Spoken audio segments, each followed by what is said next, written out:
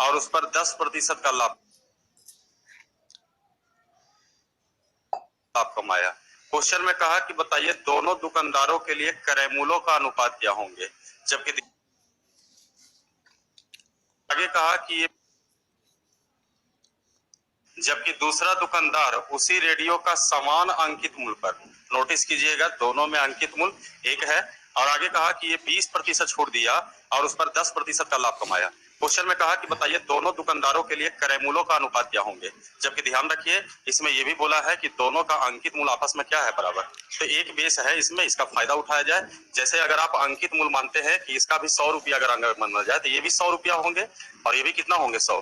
अब या तो अगर आप 100 अंकित मानते हैं तो इसको क्रय मूल्य के रूप में बदलने की कोशिश कीजिए। आइए पहला स्टेटमेंट के आधार पर सोचिए कि अगर अंकित मूल्य 100 है तो 10% जो है वो डिस्काउंट पर बेचिएगा तो कितना में बिकेगा, 90 में बिकेंगे। 90 में बेचने के बावजूद भी इसको इंटरनली आंतरिक रूप से 20% का क्या हुआ लाभ, तो 20% लाभ पर भी क्रय मूल्य 120, और अगर क्रय मूल्य निकालना है तो 100, ये इसका क्रय मूल्य निकल गया। उसी तरह से दूसरा फेज में भी सोचिए, कहा अंकित मूल्य बराबर है, यानी इसका भी अंकित मूल्य कितना होगा 100, और इस पर कहा जाए तो कितने प्रतिशत का छोड़ दीजिएगा 20। अब 20% छोड़ दीजिएगा तो इसका विक्रय मूल्य कितना होगा 80, और इतना में बेचने पर भी 10% का क्या हुआ लाभ, तो 10% लाभ पर 110, और अगर क्रय मूल्य निकालना है 100, और उसके बाद कहा कि दोनों के बीच क्रय मूल्य का अनुपात बताइए, तो दोनों के बीच क्रय मूल्य का अनुपात, उसके बाद जो मिलेगा वो कटेगा, यानी 100 को भी आप हटा सकते हैं, ये 0 भी कैंसिल हो गया, सारे 1 0 इधर से भी कैंसिल हो जाएंगे। अब यहाँ से 3 और ये 4, यानी 11 3 33 एंड 8 4 32, ये निकल गया इन दोनों के बीच क्रय मूल्य का अनुपात।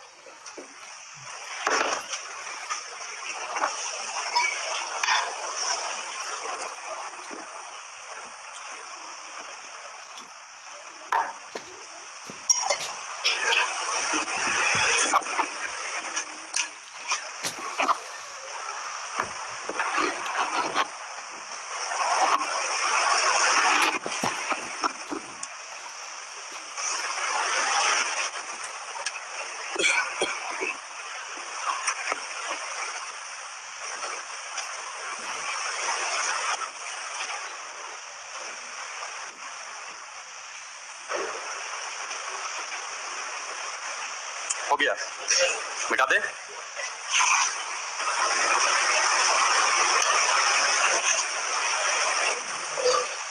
आइए फिर अगला टाइप देखते हैं। देखिए अगला क्वेश्चन में कहता है वेट से रिलेटेड है, वजन से रिलेटेड, वजन से रिलेटेड लाभ हानि में भी देखे थे, इसमें भी आपका एक वजन से रिलेटेड क्वेश्चन है। कहा कि एक दुकानदार अपने वस्तुओं पर क्रय मूल्य से 20% मूल्य ज्यादा अंकित करता है और ग्राहक को 10% का बट्टा देता है। जरा सोचिए ये स्टेटमेंट यहाँ तक जो दिया गया है, इसके सहारे अंकित मूल्य और क्रय मूल्य निकाला जा सकता है। अंकित मूल्य देखिए 20% अधिक अंकित करता है, तो क्रय मूल्य 100 मानिएगा तो अंकित होगा 120। एकदम बेसिक क्वेश्चन हो गया यहाँ पर। और उसके बाद 10% का बट्टा दिया जाए तो 10% बट्टा दीजिएगा तो विक्रय मूल्य भी निकलेगा, और जब क्रय मूल्य निकलेगा विक्रय मूल्य निकलेगा तो वहां पर या तो प्रतिशत लाभ या तो प्रतिशत हानि, ये तो दोनों में से कुछ भी निकलेगा, क्योंकि क्रय मूल्य विक्रय मूल्य आएगा तो प्रतिशत लाभ प्रतिशत हानि निकलेंगे। इसके बाद यहाँ से फिर बदल दिया, यहाँ से वजन का क्वेश्चन, यानी दोनों को मिलाया गया है।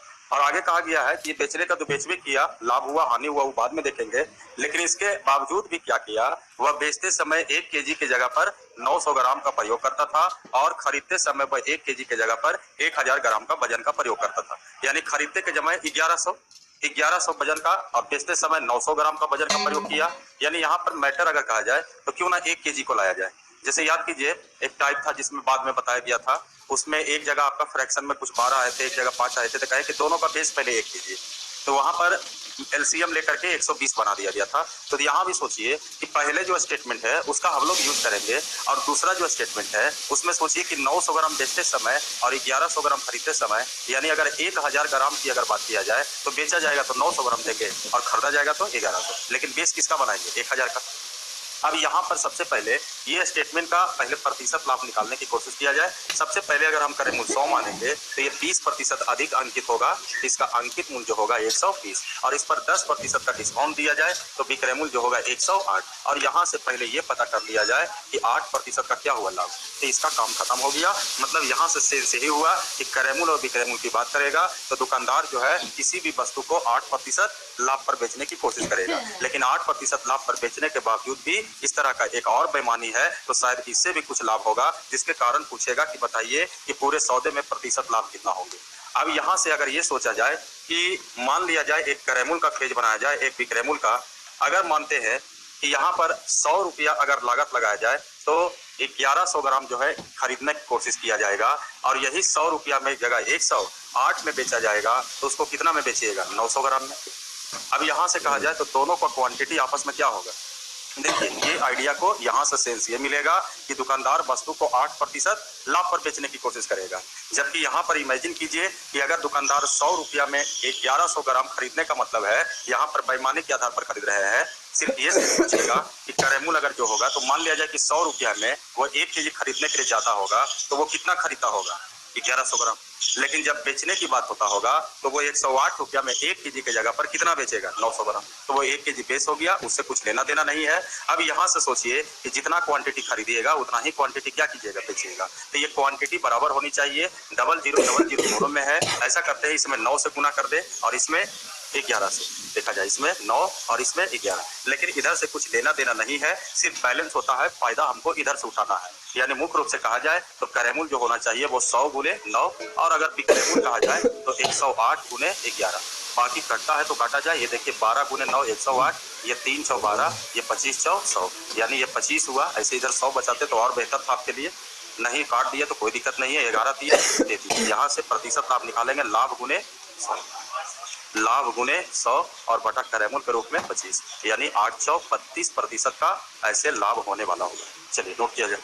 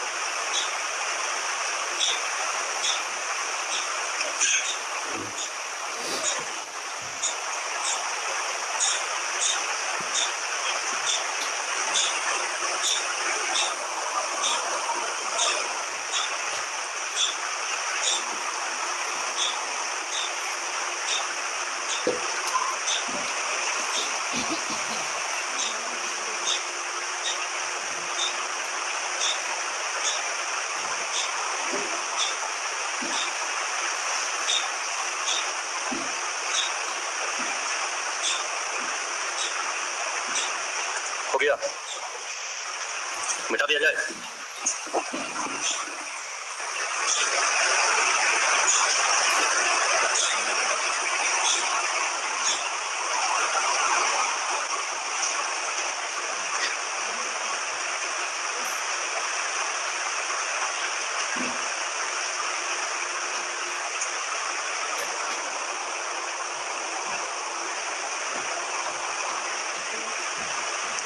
मिटा दे।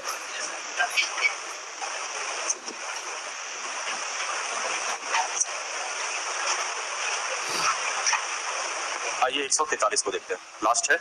देखिए 143 के क्वेश्चन बहुत बार पूछा गया भी है। कहा 12 वस्तुओं का करेमूल 9 वस्तुओं के बिक्रेमूल के बराबर है। ये स्टेटमेंट भी यानी कि 12 वस्तु का करेमूल 9 वस्तु के बिक्रेमूल के बराबर है। मात्र इतना स्टेटमेंट का भी एक टाइप था आपके पास, लाभ हानि। कहते कि उस समय की एलडीसी का पेटेंट क्वेश्चन हो जाता है। अब आगे देखा जाए, इसी क्वेश्चन को बढ़ाया दिया फिर उसके बाद कहा कि जबकि 10 वस्तुओं पर जो बट्टा होगा ये 5 वस्तुओं के लाभ के बराबर है, तो यहाँ से एक बट्टा और लाभ में भी अनुपात तैयार होगा। और जो पहला स्टेटमेंट है उससे बिक्रेमूल और करेमूल अनुपात होगा, और जब पहला स्टेटमेंट से बिक्रेमूल करेमूल अनुपात होंगे तो जाहिर सी बात है वहां से लाभ भी निकलेगा। और लाभ का कनेक्शन फिर लाभ का तुलना लाभ से करते हुए बट्टा निकालना चाहते हैं तो बट्टा भी निकलेगा। इसके बाद लाभ में पूछा है कि बताइए प्रतिशत लाभ और प्रतिशत बट्टा जो आएगा उसमें अंतर कितना है। जैसे कहने का मतलब है इस प्रक्रिया में अगर हम 20% कहें कि लाभ हो गया और कहते कि 15% बट्टा दिए, तो 20% लाभ और 15% बट्टा, इसमें अंतर क्या होंगे? तो 20 में से 15 घटाएंगे 5 आ जाएंगे। यानी अंतर यहाँ पर कोई बहुत बड़ा क्वेश्चन नहीं है। मेन मोटो है इसमें कि आप प्रतिशत लाभ कैसे निकालिएगा और प्रतिशत बट्टा कैसे निकलेगा। अगर ये दोनों निकलता है फिर उसके बाद घटा दीजिए, वो आंसर होगा। तो आइए मुख्य रूप से 90% इसमें प्रतिशत बट्टा प्रतिशत एक लाभ निकालना है। इसके लिए सबसे पहले क्या करो, कमजोर कड़ी कहा जाए तो ये कमजोर कड़ी नहीं है, ये कमजोर कड़ी है, इससे आपका लाभ निकलेगा। आइए कहता है 12 वस्तुओं का जो करेमूल होंगे, ये कहा कि 9 वस्तुओं के बिक्रेमूल के बराबर होंगे। यहाँ से कहा जाए तो ठीक करेमूल और बिक्रेमूल में अनुपात तैयार हो जाएगा। 3:4। आगे एक स्टेटमेंट कहा गया है कि 10 वस्तुओं पर जो बट्टा है वो 5 वस्तुओं के लाभ के बराबर है। यानी एक चीज और लिख लेते हैं कि 10 बट्टा ये 5 लाभ। यानी यहां से भी कहा जाए बट्टा और लाभ में अनुपात, यहाँ कुछ नहीं तो एक माना जाएगा। तो यहां से कहेंगे कि बट्टा अनुपात लाभ अगर निकालना हो तो एक अनुपात कितना होंगे 2। अब इसके बाद मटेरियल कुछ नहीं है, लास्ट में अब आपको जवाब देना है कि प्रतिशत बट्टा निकाला जाए और 1% लाभ। जबकि ध्यान रहे लाभ निकालने के लिए करेमूल और विक्रयमूल का होना आवश्यक है, जो करेमूल विक्रयमूल दोनों दिया है। लेकिन बट्टा निकालने के लिए क्या चाहिए? अंकित मूल चाहिए और विक्रयमूल चाहिए। विक्रयमूल तो है लेकिन यहाँ पर अंकित मूल नहीं है। अब अंकित मूल पहले तैयार किया जाए। तो सबसे पहले इसके लिए रास्ता निकाला जाए लाभ के आधार पर। यहाँ पर लाभ आपका कितना रुपया है, तो बताइए लाभ का तुलना लाभ से करते हुए हम बट्टा भी निकाल सकते हैं। और अगर मान लिया जाए डिजिट थोड़ा सा छोटा हो गया है कि सर 1 का तुलना 2 से कीजिएगा, कटवे नहीं करेगा, फिर आगे फ्रैक्शन ऑप्शन आ जाएगा, तो उससे भी बचना चाहते हैं तो क्यों ना 0 लगा दिया जाए, यहाँ भी 0 लगा दिया जाए, तो यहाँ भी 0 लगा सकते हैं। अब यहाँ से आराम से बट्टा निकालने की बात होगा तो मुजवानी सोचिए लाभ का तुलना कितना से करोगे 2 से, और बट्टा निकालना तो 1 से गुना, यानी बट्टा कितना रुपया का मिला होगा। अब यहाँ से हम MRP भी निकालेंगे। जरा सोचिए कि कोई वस्तु का अंकित मूल्य 100 रुपया है, अगर हम इस पर 20% बट्टा पर या 20 रुपया बट्टा पर बेचे तो विक्रय मूल्य कितना होगा? 80 होगा। अगर हम इसको हटा दें और कहें विक्रय मूल्य 80 रुपया है और 20 रुपया बट्टा दिए तो बताइए अंकित मूल्य कितना होगा? तो विक्रय मूल्य और बट्टा दोनों को जोड़ते हैं। यहाँ भी फार्मूला के आधार पर विक्रय मूल्य बट्टा को जोड़ा जाएगा तो बताइए अंकित मूल्य निकालना चाहिए, यानी 40 और 5 कितना हो जाएंगे? अब देखिए यहाँ से प्रतिशत बट्टा निकलेगा, यहाँ से प्रतिशत लाभ निकलेगा, और जब दोनों निकलेगा तो उसका अंतर किया जाए। आइए प्रतिशत अगर हम लाभ निकालते हैं यहाँ से तो लाभ गुने 100 बटा करेमूल पे जाएगा 30, ये प्रतिशत में आएंगे। अगर इधर से प्रतिशत बट्टा निकाला जाए तो बट्टा गुने 100 बटा MRP, तब अंतर हो जाएगा। चलिए नोट कीजिए।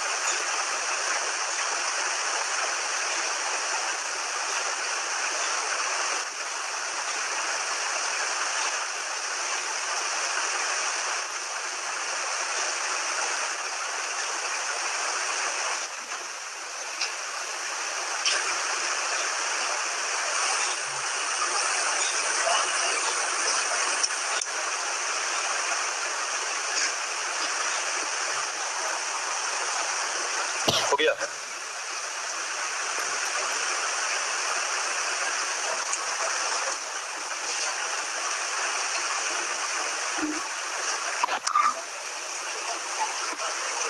आ जाएगा।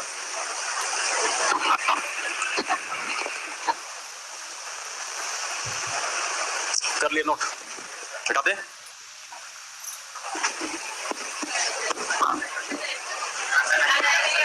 नहीं आया तो उससे कोई लेना देना नहीं है। इसका कितना है आपका? 33।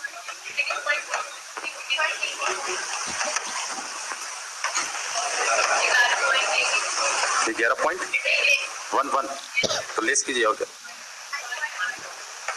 यही लिखिए आंसर।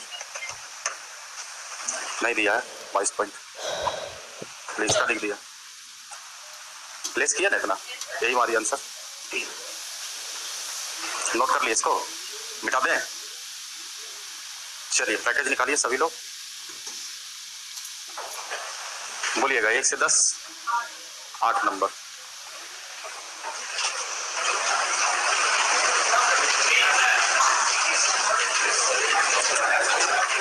तीन नंबर देखा जाए, 3 और 8। देखिए 3 में कहा कि एक दुकानदार यदि 416 रुपया में एक वस्तु बेचता है, 20% का मुनाफा होता है, मतलब लाभ होता है। 40% मुनाफा कमाने के लिए विक्रय मूल्य क्या होंगे? तो 416 का तुलना कितना से करोगे? 130, और 40% मुनाफा 140। ये डील कीजिए, आंसर आ जाएगा। कर नोट कीजिएगा ये सब। आइए आगे बढ़ते हैं। आगे 8 नंबर पर आइए। 50 तक तो बेसिक क्वेश्चन इसमें। आइए 8 में देखा जाए। 8 में कहा गया ये 23 तो लिखा हुआ ना, ये मिसप्रिंट है, ये 33 लिखिएगा। 23 पर आता है कोई फ्रैक्शन? आता है तो ठीक है, नहीं आता है तो 33 अगर मान लो 33 होना चाहिए, लेकिन अगर 23 पर अगर आता है तो उसी से काटना है आपको। आता है तो ठीक है, उसी से कीजिए। लगभग में तो लगभग में कीजिएगा। अच्छा ठीक है, देखो 70150 23.33 को तोड़े हैं क्या? 7/30 नहीं तोड़ेंगे तो फिर तोड़ के बताया जाएगा। 7/30 सबका आना चाहिए। चलिए देखा जाए। 7/30 हानि हुआ, गलती कर दिया कंपेयर करने में, जिसका आंसर नहीं आया होगा। 7/30 हानि का मतलब हुआ ये कैरेमुल हुआ सर, और ये क्या हुआ हानि? तो विक्रयमूल क्या होगा? ये विक्रयमूल दिया हुआ है आपका, बेचा गया विक्रयमूल, तो हानि विक्रयमूल आपका कितना होगा? 23। और आगे कहा गया कैरेमुल बताइए, तो 30। हो सकता है कुछ लोग 37 से भागा दे दिए होंगे, 37 से नहीं लगेगा, 23 से लगेगा। और कट तो रहा है सब, 23 दिया 69, 23 बचे 15 से। आगे बढ़ते हैं। 13 नंबर देखा जाए। 13 10 नंबर देखिए 10 नंबर कहता है कि कैरेमुल तथा विक्रयमूल के मध्य अंतर जो है, मतलब कैरेमुल और विक्रयमूल के बीच अंतर। सर अंतर या तो लाभ होगा या तो अंतर क्या होगा? हानि। यही दोनों ना हो सकता है। और कहा गया कि यदि लाभ प्रतिशत 23% हो तो विक्रयमूल क्या होंगे? ये और थोड़ा दाएं बाएं किया। अगर आप कैरेमुल मानते हैं 100 रुपया, तो 23% लाभ पर विक्रयमूल कितना होंगे? 123। और आगे कहा गया, देखो कैसे घुमाया, कहा कैरेमुल और विक्रयमूल में अंतर 575। ये सीधे कहा था लाभ हुआ 575। हम लोग भी कहेंगे विक्रयमूल कैरेमुल में अंतर 23 का। कहा गया विक्रयमूल ज्ञात कीजिए, 123। नहीं कटेंगे तो लगभग में आएंगे, कट जाएंगे तो अच्छी बात है।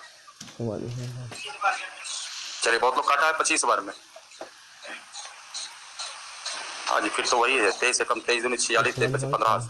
नोट कर ले इसको। 13 नंबर मिटाएं इसको जी। देखा जाए 13, हल्ला कम करो बाबू, नंबर बोलिए ना, कुछ दिक्कत नहीं है। 13 नंबर में देखिए, अब टाइप थोड़ी चल रहा है तो तेजी थोड़ा सा चलेंगे। कहा एक वस्तु को 14% लाभ पर बेचा जाता है, यदि इसे 121 रुपया कम में बेचा जाता तो 8% का हानि होता। आगे कहा यही वस्तु को 536 रुपया 25 पैसा में बेचा जाए तो लाभ या हानि क्या होंगे? सबसे पहले यहाँ पर 14% लाभ, बाद में इसे 8% हानि कर दिया। बताइए कितना का अंतर होगा?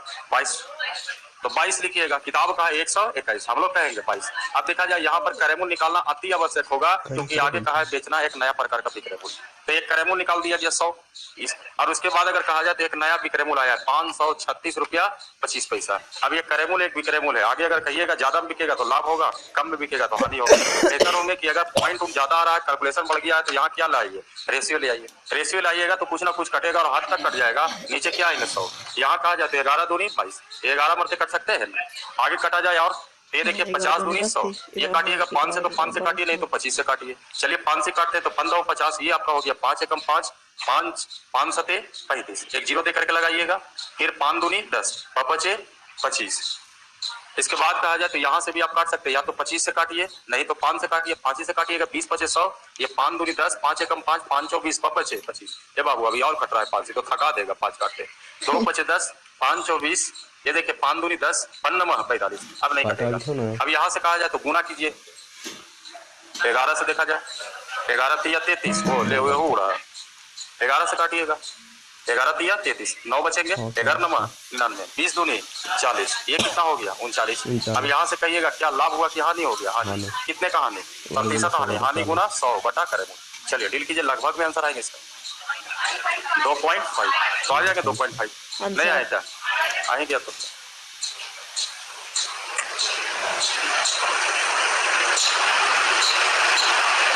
lagi apa tayo?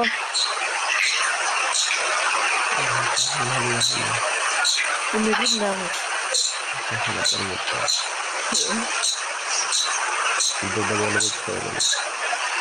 Itu berjualan kodal ha. Walang pa. पैसा नहीं रहा ना बता दीजिए। महीना में।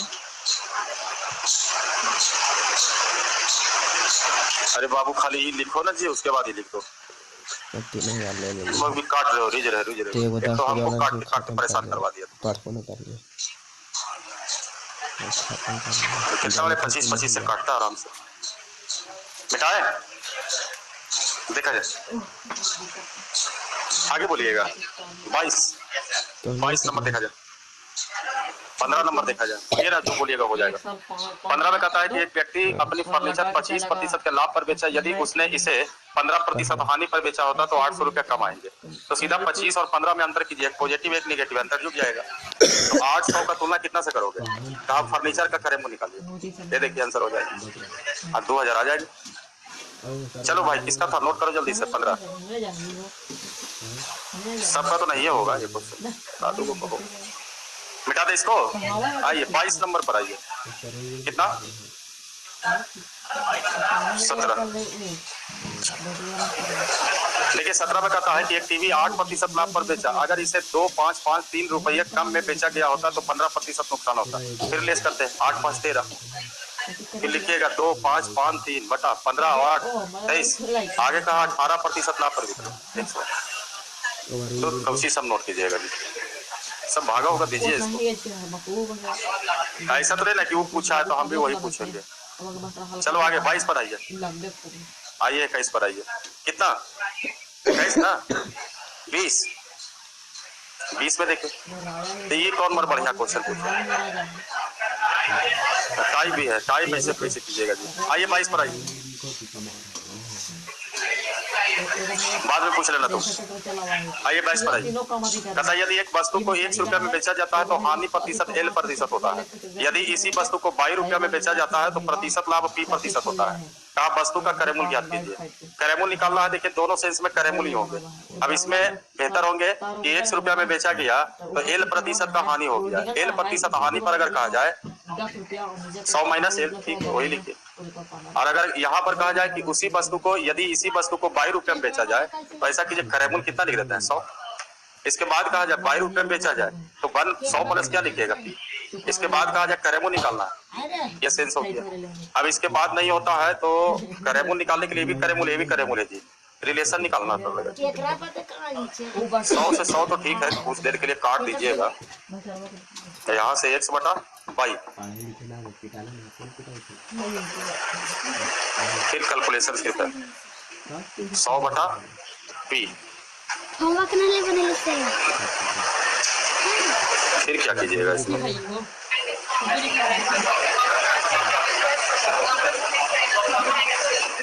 देख रहे हैं अगर इसे तो फिर बड़ा बन जाएगा तो छोटा कर देंगे तो L% हानि ना ही ठीक ना हो, कैलकुलेशन ज्यादा होगा इसमें। आओ दूसरा देखा जाए, इस पर जो हुआ आपका ये लाभ हुआ है ना हानि, इस पर क्या हुआ वो कैलकुलेशन बढ़ा देगा। इससे बढ़िया यही देखो, ये L% और ये P%, विक्रयमूल्यों का अंतर लाभ हानि का अंतर। यहाँ से विक्रयमूल्य का अंतर कहा जाए बड़ा कौन होगा इसमें, वाई बड़ा होगा क्योंकि इस पर लाभ हुआ है, तो वाई माइनस एक्स हम लोग कहेंगे अंतर, ये जुट ही जाएगा, दोनों जुट जाएंगे, एक पॉजिटिव एक निगेटिव, P प्लस L, और कहेगा करेमूल निकालने के लिए 100, यही आंसर है। ये ज्यादा अच्छा रहेगा, इसमें ज्यादा दिक्कत करेगा, कैलकुलेशन ज्यादा रहेगा। चलिए नोट किया जाए, इस तरह का टाइप हुआ है आपके पास, डिजिट पर नहीं हुआ है, क्वेश्चन हुए हैं 500 रुपये में बेचा जाए तो लाभ होगा, 300 रुपये में बेचेंगे तो हानि होंगे, लाभ हानि बराबर है, लाभ हानि का दुगना है, लाभ हानि से 20% अधिक है, इस तरह का टाइप था आपके पास, उसी टाइप पर बताया गया।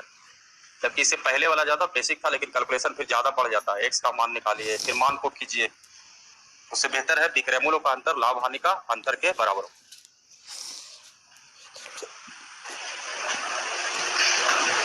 मिटाए आगे बोलिएगा, 30 तक में 23 नंबर, 23 बताना है, टाइप है, ऐसे काहे पूछ रहे हो यार तुम लोग। 30 तक में बोलिए 25, देखा जाए 25, इतना टाइप बताने के बावजूद भी ऐसा ऐसा क्वेश्चन पूछते हैं, 23 पूछ रहे हैं, ये पूछ रहे हैं, टाइप को पूछ रहे हैं आप, तो फिर उससे बढ़िया है कि टाइप नहीं उतना दिया जाए, टाइप कम कर दिया जाए। समझ रहे कितना टाइप आपको दिया है, कोई किताब आप खरीदिएगा तो उतना चैप्टर क्वेश्चन होता है जितना आपको हम टाइप दे दिया 100 को, तो बनाइएगा नहीं तो कैसे काम चलेगा। और दिमाग में बैठा नहीं, कुछ लोग ऐसा भी होगा कि बनेले होगा फिर भी लव पूछते हैं कागो मिल जाएगा बढ़िया, टाइम बर्बाद होगा। देखिए 25 को देखा जाए, अजय ने किसी वस्तु को 30% हानि पर 84 रुपए में बेचता है। यदि उसी वस्तु को 120 रुपए में बेचता हो तो उसे कितने प्रतिशत का लाभ होता है? हानि। ये भी नॉर्मल क्वेश्चन है। 84 रुपए में बेचा गया तो हानि हो गया 30%। हानि के हिसाब से विक्रय मूल्य कितना होगा? आगे कहा 120 रुपए में बेचेंगे तो क्या होगा? तो यहाँ से क्यों ना क्रय मूल्य पहले निकाला जाए, तभी ना आगे पता करेंगे कि 120 रुपए में बेचा तो ज्यादा में बेचा कि कम में बेचा। तो यहाँ पर 100 लिखेंगे तो ये क्रय मूल्य निकल गया। इसके बाद देखिए अगर प्रतिशत लाभ ही निकालना है तो कैलकुलेशन से बचने के लिए रेशियो डाला जाता है कि कैलकुलेशन अगर ज्यादा टफ है तो रेशियो लगा, कुछ मिलेगा तो वो काट दिया जाए। जैसे देखिए एक जीरो ये भी कट जाएगा, ये जीरो से ये भी जीरो कट जाएंगे, पर सते 84। आई भाई क्या हो गया जी, ये तो नो प्रॉफिट नो लॉस हो गया। चलिए यही लिखिए आंसर। और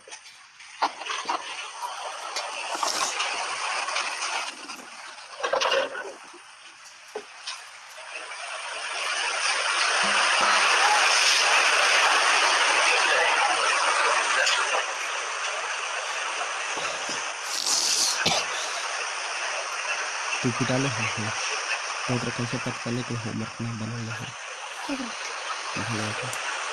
तू नहीं बोले है? हो गया। कौन बोले?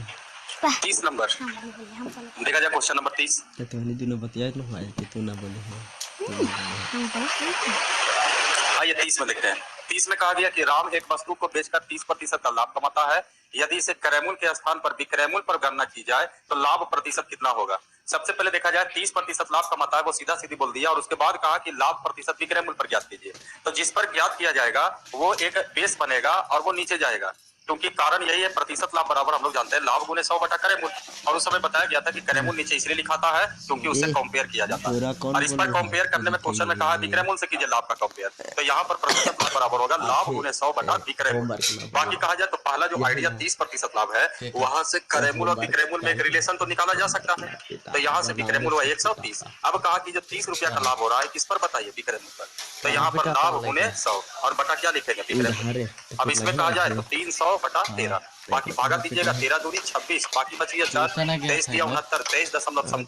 ठीक है कि होमवर्क है 23 पॉइंट। बट देखिए वो ऑप्शन है 23 में, तो मान लीजिए 23.1। यही लगी ना दे लिखा दिया। आगे बोलिए 30 से 40 कितना? 35। 32 भी है, 32 भी, 33 भी, 35 भी, 32, 33, 36 भी आ रहा है। एक ही बार इतना लोड दे देता है 32, 33, 34। बेटा इसको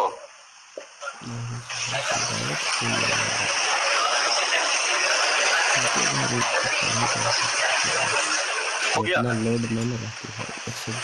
देखा जाए 32 पहले देखते हैं, उसके बाद 33 भी है। 32 में कहता है यदि किसी वस्तु पर कमाया गया लाभ 25% है, यदि लाभ को विक्रय मूल्य पर, फिर वही चीज है, विक्रय मूल्य पर परिकलित किया जाए तो प्रतिशत लाभ कितना होगा? आप थोड़ा तेजी लाइए। 25 गुने 100 बटा 125। हाँ ये 20%। चलिए नोट कीजिए। 33 पर आते हैं। आप ही का तो 32 हुआ, 20% क्या आंसर दे दिया? हाँ 1/4 हो गया। ये कैसे कर दिया? आप बोलो। हाँ तो विक्रय मूल्य पर बाद में ना कह रहा है, अभी थोड़ी कर रहा है। जैसे अगर कहता कि आप इसको मान लिया विक्रय मूल्य पर कह रहा है, अब पूछ भी रहा है विक्रय मूल्य पर, तो आंसर 25 का 25 से लिख देते। लेकिन ये विक्रय मूल्य पर नहीं कहा, ये पहले जो रियल थ्योरी है ना उसके तहत कहा, और उसके बाद कहा कि आप प्रतिशत लाभ विक्रय मूल्य पर निकालिए। नहीं तो यही क्वेश्चन तो इसके पहले भी था, उसी तरह की किया गया। 33 बताया जाए ना। आइए 33 में कहा गया कि जब लाभ विक्रय मूल्य पर गणना की जाती तो किसी वस्तु को बेचने पर, ये देखिए स्टेटमेंट यहाँ पर घुमा रहा है और कुछ नहीं है इसमें। देखिए साफ शब्दों में लिखा है कि जब लाभ विक्रय मूल्य पर गणना की जाती तब कितना प्रतिशत लाभ होता। अभी कहा वास्तविक प्रतिशत लाभ, जबकि इसके क्वेश्चन के पहले कंफ्यूजन नहीं होनी चाहिए। छोटा छोटा ही क्वेश्चन है लेकिन छोटा छोटा स्टेटमेंट ऐसा ऐसा दे देता है, सब चीज सही है। हम लोग के साथ कैसा होता है, आप लोग के साथ भी होता होगा। देखिए होता क्या, टेक्निक सब सही है, आपका ट्रिक भी बहुत अच्छा है, लेकिन कभी कभी एक आध दो ऐसा स्टेटमेंट के कारण फंस जाता है क्वेश्चन, स्टेटमेंट समझ में नहीं आ रहा है। यहाँ भी आपको ध्यान पूर्वक स्टेटमेंट को समझना है। इसके पहले वाले क्वेश्चन में क्या लिखा है? किसी वस्तु पर कमाया गया लाभ 25% है, बोला है विक्रय मूल्य पर नहीं, और लास्ट में कहा विक्रय मूल्य पर प्रतिशत लाभ बताइए। तो यहाँ पर चेंज क्या होगा? जो रियलिटी है प्रतिशत लाभ उस पर बोला क्या होगा, 10%, और बाद में इस पर विक्रय मूल्य पर क्वेश्चन पूछा। तो ये कि 25% जो लाभ हुआ है इसके पहले कुछ नहीं बोल रहा है, इसका मतलब विक्रय मूल्य पर हुआ। लेकिन इस क्वेश्चन में देखिए 33 में क्या किया है।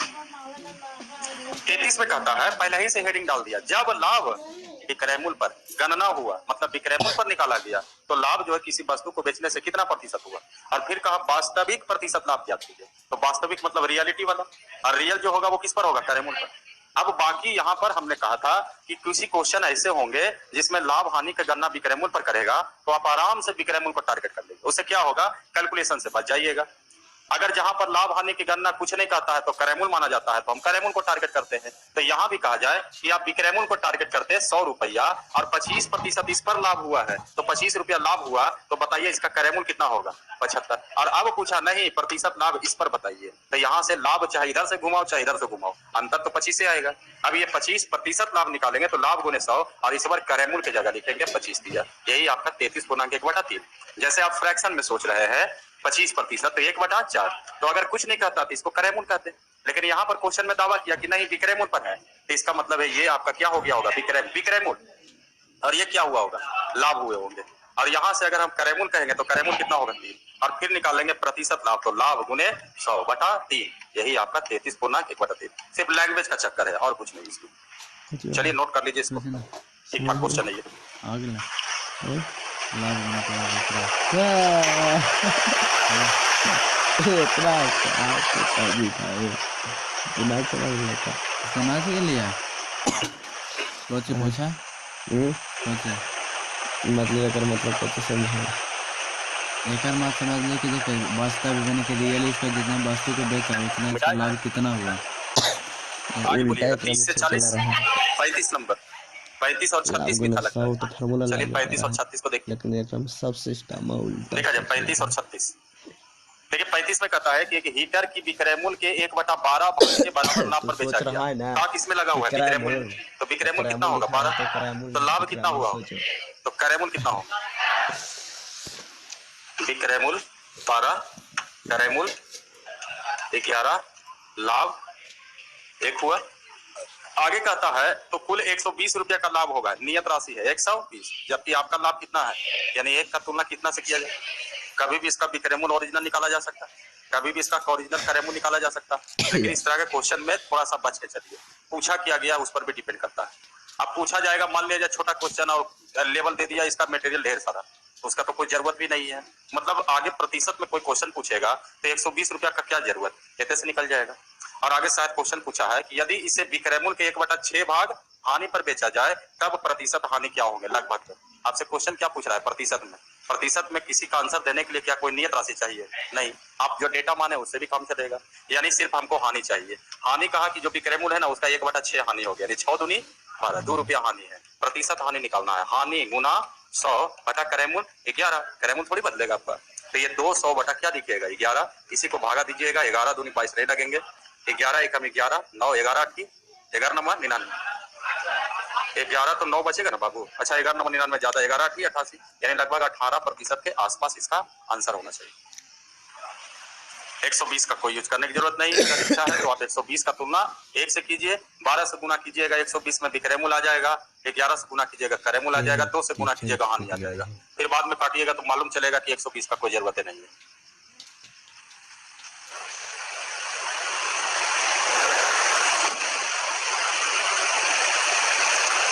आइए बना के आइए अगले दिन और। अच्छा एगो 36 है, 36 है, देख लीजिए 36 देख लीजिए, मिटाएं इसको,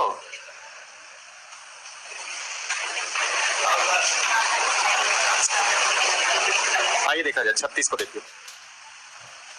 लेकिन 36 में कहता है कि एक घड़ी एक विक्रेता 960 रुपया में खरीदता है और 20% का लाभ कमाता है। एक दिन वह एक ग्राहक को 20% लाभ पर बेचा, लेकिन वह भूल से वह प्रतिशत लाभ की गणना किया जिस पर वो विक्रय मूल्य पर किया जिस पर घड़ी को बेचा जाता था, यानी गलती क्या किया। यहाँ पर थोड़ा छोटा पहेली है, काफी पुराना क्वेश्चन है, महेश मिश्र का क्वेश्चन है आपका।